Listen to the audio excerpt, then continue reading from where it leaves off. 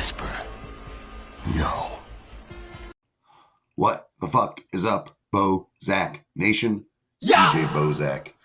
The movie guy, yeah, somehow I've been called that lately. I'm the movie guy. That's cool. I mean, I love movies. I love them all types, all genres.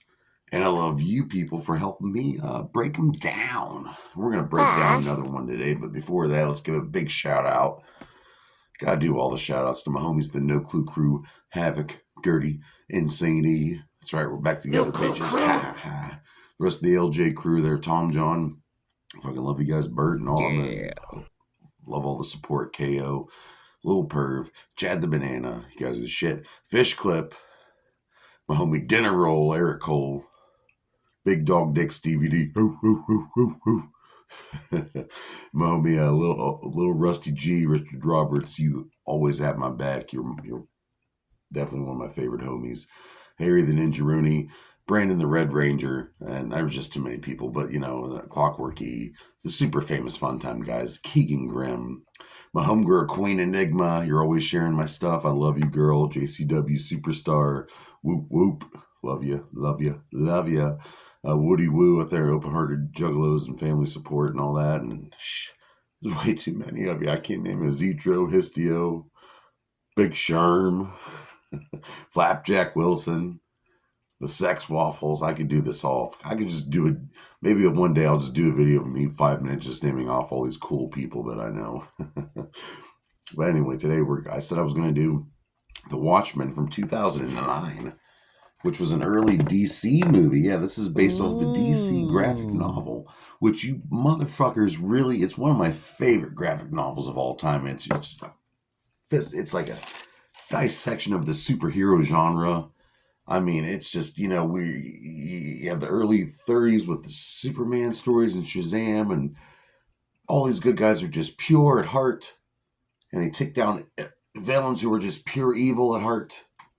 But this here shows the gray area, the actual realism of what it would be like to be a superhero or a villain. And Alan Moore wrote the motherfucking thing. And that guy, look up Alan Moore. Please get on YouTube, look up Alan Moore. He's done some great things with Swamp Thing. He's just a brilliant, he's also a madman. But he has banged out so many good stories over the years. And thank you for this one here. But yeah, it's an early DC Warner Brothers movie. And this is before Man of Steel, Batman vs. Superman. We had this little offshoot movie, it was in the corner of the DC multiverse, which was a big hit back in the day. And this style of storytelling with the comic books was just brought to brand new levels, which would encourage many other things to change in the comic world. We got some darker things happening, like The Dark Knight Returns, which is a great one. Daredevil went a little dark there for a while. We just got writers were willing to change a little bit that time. And of course, the 90s, we had the whole extreme, let's make everyone even more adult-oriented and violent and wearing a bunch of pouches. But this is one of the early big hits. Yeah, I mean, it won awards. Go out, do yourself a favor, find the graphic novel of The Watchmen, watch it all, or read it all, and then watch this. Because there are some slight differences between the graphic novel and this movie. But do yourself a favor. This is a really cool section of the multiverse from DC that I love. They kind of made a mistake and added to it in the comics the last few years. I wasn't too happy with the results, but whatever. It's still cool. I love these characters. I love this Earth. I love, what's it about? I mean, well, it's pretty much about, it's an alternate 1980s America where Nixon becomes elected for a third term. We're about ready to go to World War III with Russia. And it's crazy. There's nukes getting lined up in Cuba. They're teaming up against the USA, and there have been superheroes in the past, the Minutemen, who will be turned into the Watchmen. And, there are these characters who are just so human, very human. So, yeah, it's really good. But the one guy is John Osterman. He ends up having this big, giant explosion. His body's disintegrated. And somehow he gets all these godlike powers. He can control matter on a molecular level. You get to see his boots, see time as past, present, and future all happening simultaneously. He can see his future, he can see his past, he can see what brought him to this. You have his girlfriend, Miss Jupiter, who's actually in love with the Night Owl. And there's like a love triangle going on. Then you have this crazy, all starting off with the killing of this old member, this old Watchman called the Comedian. There's a big conspiracy involved with the government. It's just a lot of stuff. There's a very, very good characters. Walter Kovacs, the Rorschach, fucking awesome character. But they decided to make a movie about it, and it took about 20 years since like the late 80s. They were going to try to make a movie back then and develop mental health for years and years and years and years, and it finally freaking happened. And we have it directed by Zack Snyder. Yes, Zack Snyder, who provided us with Batman vs Superman and so much other stuff that, of course, we have the Justice League. That his director's cut is freaking awesome. It's long as hell, but it's pretty good. It's also written by David Hayter, and he helped write for the X-Men movie. Yep, from back in 2000. He also is a voice actor, and he voice acted as Solid Snake. Yeah, familiar with those video games back then. And it was also written by Alex Say. The budget for this movie was about $150 million, and it only made $187 million in the box office. But it has great special effects, it has great storytelling, and it's not completely true to the comic, but it's pretty darn close, and it's pretty darn acceptable in my opinion. Some great action scenes, good fighting choreography. Now, they make this movie, the cinematography, they try to make it look like very Roxy 80s. Got some grunge going on there. You got some gangs. You got the guy they have playing Richard Nixon, though, he does look kind of ridiculous. I will say that. But it has all that stuff there. The Cold War and just everything they talk about, the Vietnam War. And the Comedian is just always this guy bouncing between good and evil. And sometimes, most of the time, the shit he did is completely evil. But somebody assassinates him, and Rorschach, being the conspiracy theorist that he is, who has this really cool mask where the ink blot changes within his talking. It's pretty cool, man. But he tries to get a hold of the Watchmen because superheroes have been outlawed by this point. He's trying to warn Night Owl, Dan, and Silk Spectre, Lori, and she's dating this godlike Dr. Manhattan, who, like I said earlier, he could turn me into a puddle of water if he wanted to. He could walk on the surface of the sun. He can create life. But he's like slipping. He's losing his humanity. And it's just and there's this other character, Adrian Veidt, Ozymandias, the smartest man on the planet. And he's up to something. He's supposed to be a good guy, but he's up to something. But there's a cool prison break scene. Night Owl has this cool, hovercraft called Archie. There's a sweet ass sex scene in it. It's hot as fuck. Who stars in this motherfucker? I'm sorry. I just love this freaking movie. Well, we have Laura Mennell playing Janie Slater, who was the girlfriend of John Osterman, Dr. Manhattan from the 50s. And since he doesn't age, she ages. She contracts cancer from being around Dr. Manhattan, or does she? And he later on leaves her for another girl. They have Matt Frewer. Yes, I love him from many things. He was in Dawn of the Dead, the remake. He was in National Lampoon's Senior Vacation. I mean, he's just Max Headroom. I mean, he's a shit. He plays this retired cancer-ridden villain named Moloch. Stephen McHattie playing Hollis Mason, the original Night Owl, and he's just a character you just instantly like right away. The very beautiful and very talented Carla Cugino is playing the original Silk Spectre, and she has a very complicated history too with her daughter and what's happened to her in the past involving the Comedian.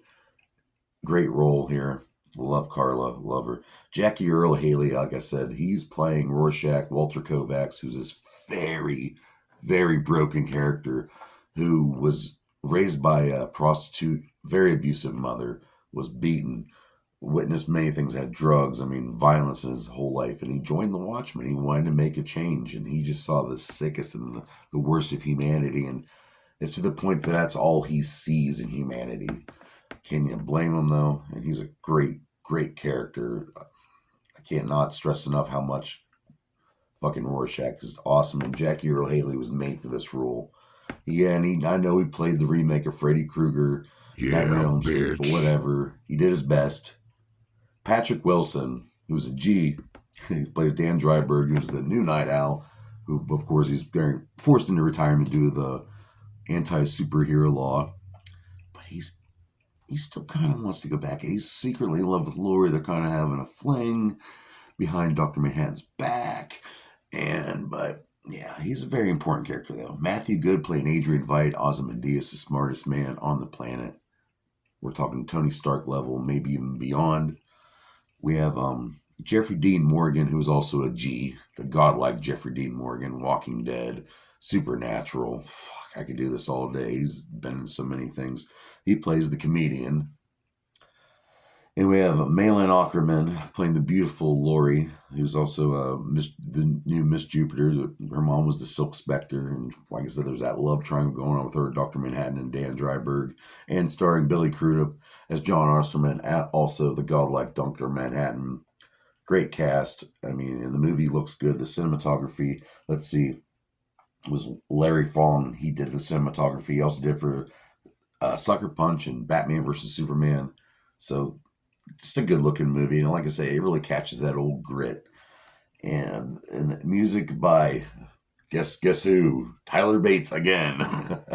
His guy's all over Hollywood, but he does a damn good job with the soundtracks. Costume design was by Michael Wilkinson, who did a lot of the costume designs for I believe he did for the Kick-Ass movies and most of pretty much all of the DCU movies. So props to that guy. Stunt coordinator is Damon Caro. And this guy, look him up. He's done a long list of things, but he did all the fight choreography for this movie, and it's pretty damn good. There's an alleyway scene where the um, Miss Jupiter and Dan, the Night Owl, have to fight these thugs who have really weird eyebrows, and they fuck them up. It is a great fucking scene.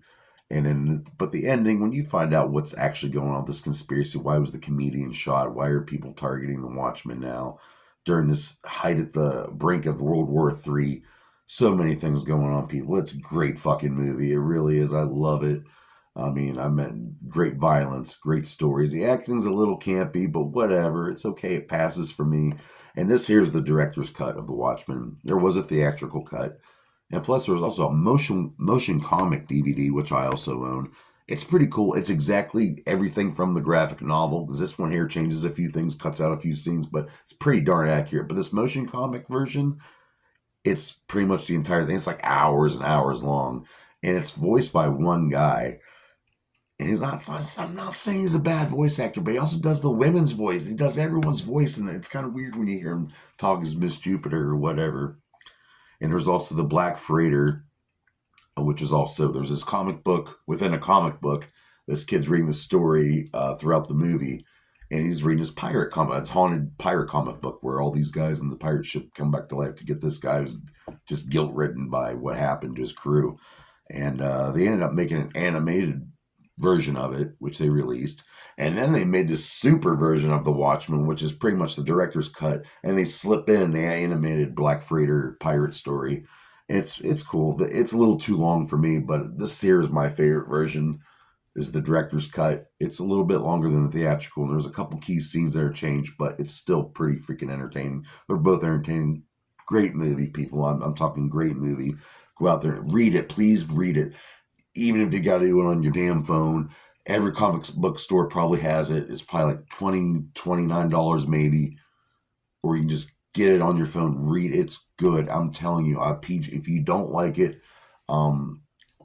well, I don't give a fuck if you don't like it because I love it. What do I rate the Watchmen movie from 2009, directed by Zack Snyder? I'm gonna have to rate this movie 4 out of 5 dog dicks, and that's a great fucking rating. And just letting you know, there's gonna be a few more episodes here for September. And then next month we start Samhain Fest. That's right. Every fucking day is going to be PJ's movie time. It's going to be hard. It's going to be hard to do. But I'm going to pull it off again.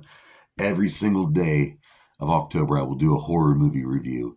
So these next few reviews, we're going to do a little. We're going to count down to it. Get ready for a spooky season. It's already, in my opinion, it's already started. September 1st.